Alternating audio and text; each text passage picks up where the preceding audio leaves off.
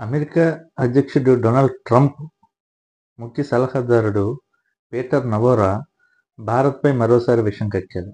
అది ఎలా అంటే, ఉక్రెయిన్పై రష్యా దాడులకు ముందు భారత్ రష్యాతో ఎటువంటి చమురు కొనుగోలు డీల్ జరగలేదని ఇతను చెప్పుకొచ్చారు. అయితే నేను ఒకటి అడుగుతున్నాను, ఈయన ఉక్రెయిన్కి రష్యా దాడులకు ముందు ఏమైనా సరే సామాగ్రి, తన యొక్క అధునాతనమైనటువంటి యుద్ధ సామాగ్రిని వీళ్ళు అందించారా?